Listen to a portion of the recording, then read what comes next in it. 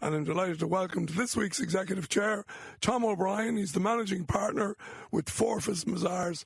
Tom, you're very welcome to the programme. Bobby, and thank you.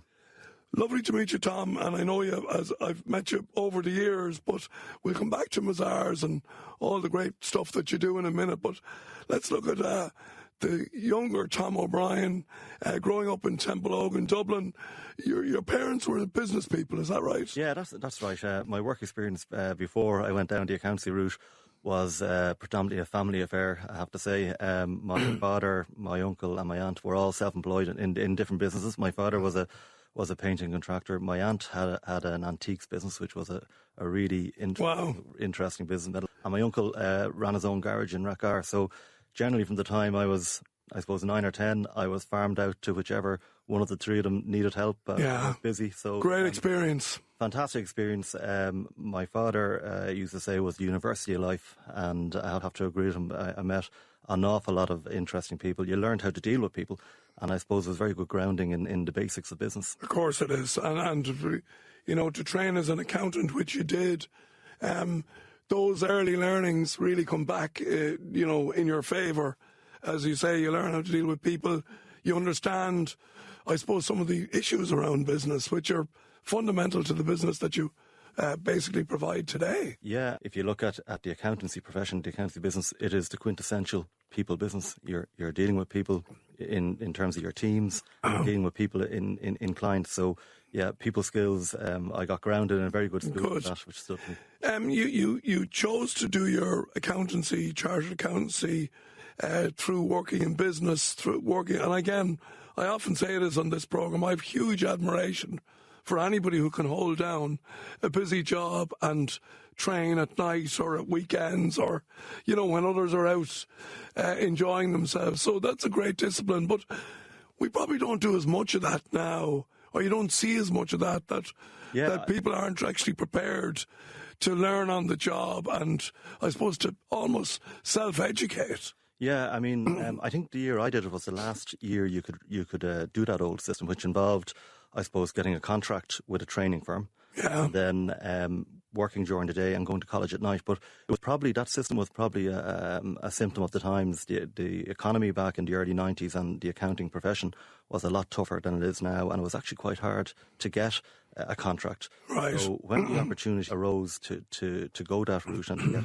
to get involved with a firm on that basis, I grabbed it with both hands, because really, you know, my older sister had done accountancy and she came out in 93, 94, and there wasn't that many jobs around. So the idea of getting in that way, working during the day and studying at night, just appealed to me. And having the security of a job. Having the security of a job. But you're right, it takes an amount of focus and commitment, because it is a tough slog.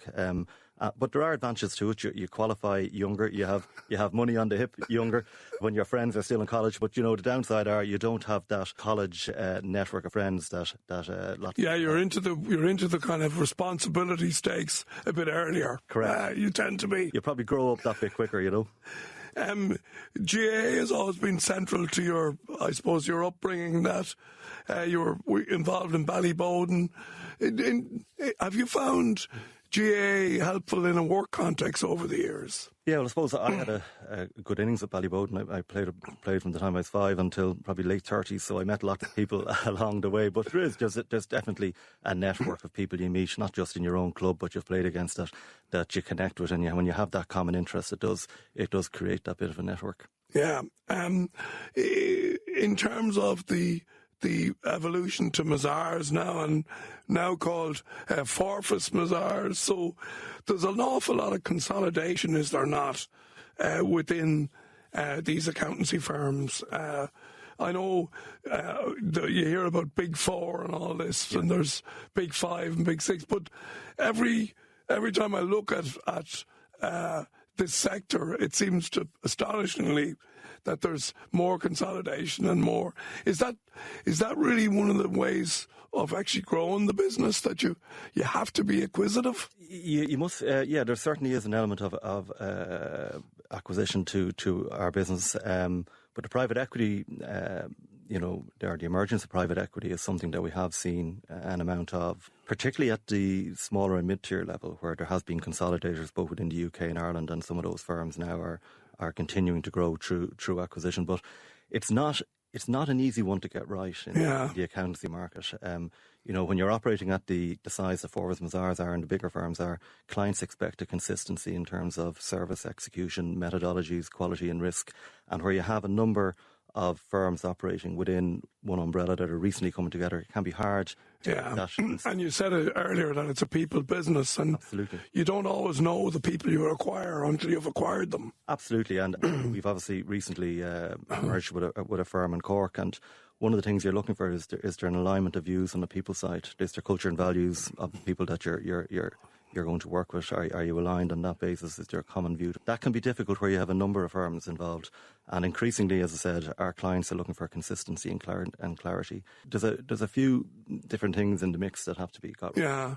You mentioned private equity there, and we're seeing it, are we not, with, vets, doctors, pharmacists, all these business solicitors, even businesses where they would never have even considered private equity as a route, but you're seeing all these businesses consolidating and then getting equity through private equity, it's an interesting business model, isn't it? It is an interesting model, and of course the attraction is obvious for those that are selling to private equity in terms of the terms generally tend to be favourable. And plus, it's a way out. It's a way of realising absolutely decades of hard work. Absolutely, and that can be attractive.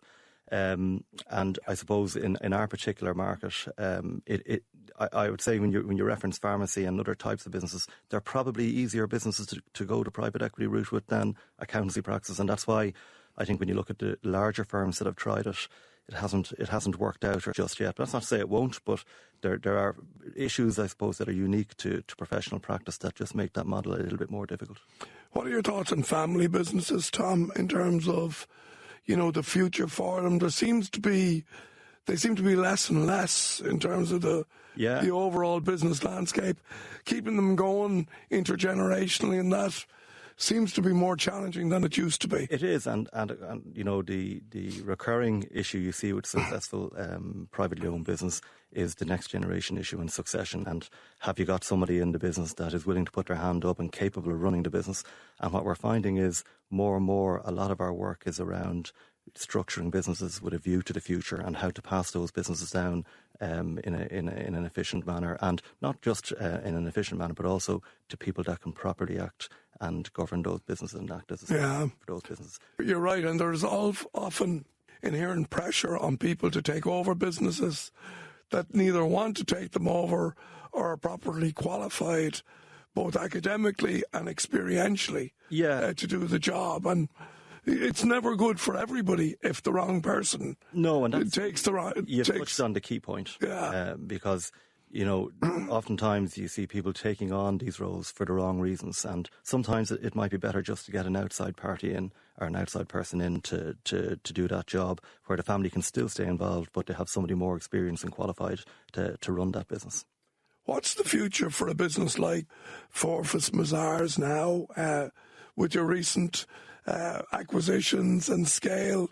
You've got nearly 1,000 employees, so it's a big business. Yeah, so the business that I joined back in 2000 was 8 partners and 50 staff. So it's we're now at 40 partners, 920 staff. Our revenues will exceed 80 million this year. So we're a long way from the business. It's a big machine. It's a big machine, but we're very ambitious. We've a really young and energetic and ambitious partnership who really want to make a mark, and we've big plans for the future. I suppose our network arrangement with Forvis, so the Forvis Mazars network is now a global top 10 network, has a staff complement of over 40,000, revenues of 5.5 billion, so it's a considerable beast. So that opens up further opportunity through that partnership. Correct, because Mazars historically had been largely a European operation. It had a limited presence on the East Coast, but now we have coast-to-coast coverage in the US, and from an Irish point of view, we're certainly hoping that with that full service capability and that enhanced pool of talent and sectoral knowledge in the US, that'll lead to opportunities for the Irish office. Well, we'll keep a watching eye on you, Tom.